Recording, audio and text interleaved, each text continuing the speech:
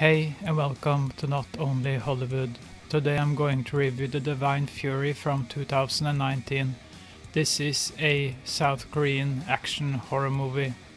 An MMA fighter who lost his father at a young age discovers that he has powers that can drive out demons from possessed humans.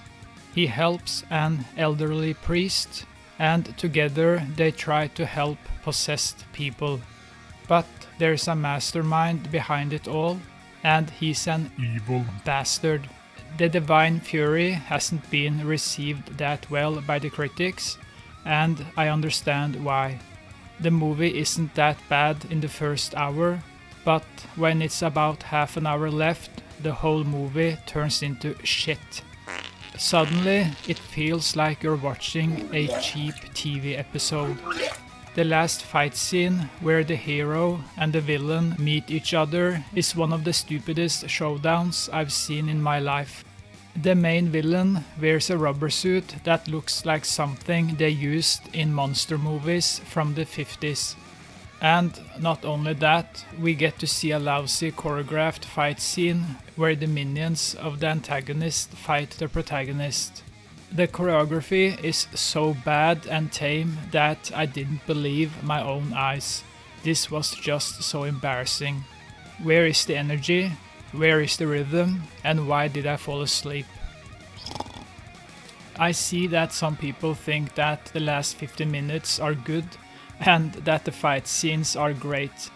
What the hell is the matter with these people? Towards the end of the movie, I actually didn't remember what the movie was about. It was a villain who had contact with Satan or something, and he possessed people, and then he sacrificed people after they did something wrong. And he was the one behind the murder of the protagonist's father, I think. And the protagonist doesn't like God because God is always so passive. Yeah. I think that was the story. I remember very little of what happened when I was distracted by the bad last half hour of the movie. I was paralyzed by how bad the movie turned out to be. In fact, I think I lost some brain cells along the way. I feel way stupider now after watching the movie. The protagonist is not well written. After his father died, the movie jumps 20 years forward in time, and he's a world champion in mixed martial arts. But if you think there will be a lot of fighting, then you are so wrong. It's only in the last 15 minutes of the movie that he starts to fight, and what we see stinks. And this guy is a world champion in mixed martial arts? Don't make me laugh. Stupid idiot. Watch how he moves, that's not a fighter. The only positive thing I have to say about the movie is that it visually looks good. But I had to turn around in my chair and look another way when the antagonist in the movie does evil things in his little evil man cave that looks very cheap and childish. The whole room looks like an evil joke. Did they run out of money? Something went wrong.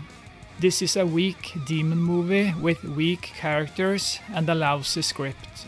One big problem is that I have never found demons intimidating. They are for me more funny than scary. The Divine Fury doesn't have any nerve-wracking scenes at all. It becomes more comical than dramatic because the script is pure trash. From 1 to 10, I give The Divine Fury 3 out of 10. Thank you for watching, and I'll see you in the next video. Bye.